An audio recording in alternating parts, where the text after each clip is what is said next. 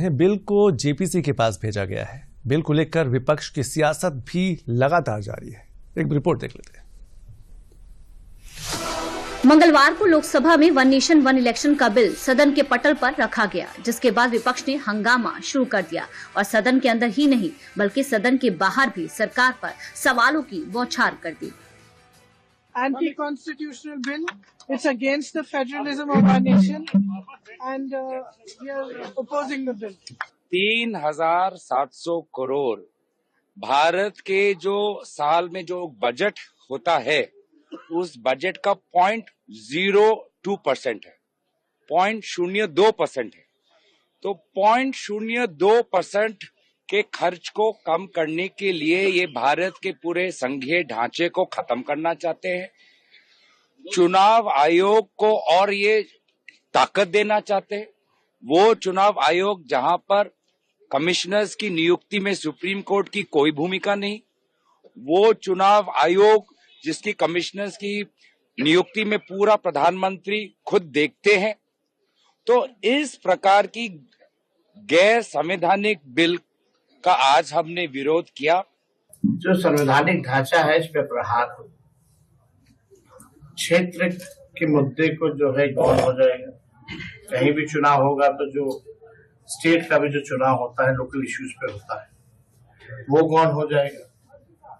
अभी ये लोग ला रहे हैं, ये लोग तो आरएसएस के एजेंडा को लागू करना चाह रहे हैं ना, इसलिए हम लोग कहते हैं लोग संविधान के विरोधी हैं। और अभी कह रहे हैं वन नेशन वन इलेक्शन, आगे कहेंगे वन नेशन वन पार्टी, फिर कहेंगे वन नेशन वन लीडर।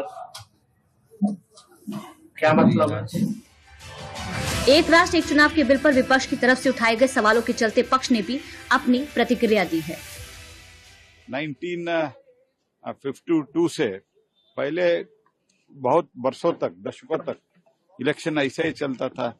जब कांग्रेस को एक रोग आ गया, आर्टिकल 350 उपयोग करके विधानसभा को भंग करना, इलेक्शन कमीशन भी जो सिर्फ हमारे टाइम में पहले भी इलेक्शन कमीशन और उसके साथ ही साथ लॉ कमीशन, इन सब लोगों का रिकमेंडेशन है।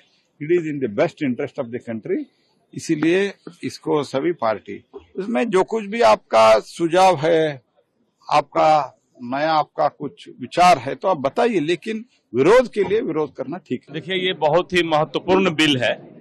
वन नेशन वन इलेक्शन प्रधानमंत्री नरेंद्र मोदी जी और एनडीए गवर्नमेंट का, सरकार का एक वादा था इस देश से कि इस देश में अब एक ही चुनाव होगा।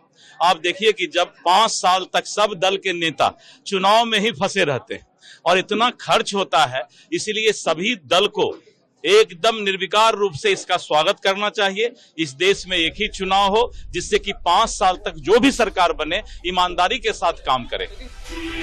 फिलहाल अभी इस बिल पर सियासत और बयानबाजी जारी है और बिल जेपीसी को भेज दिया गया है। सभी को जेपीसी के निर्णय का अब इंतजार है।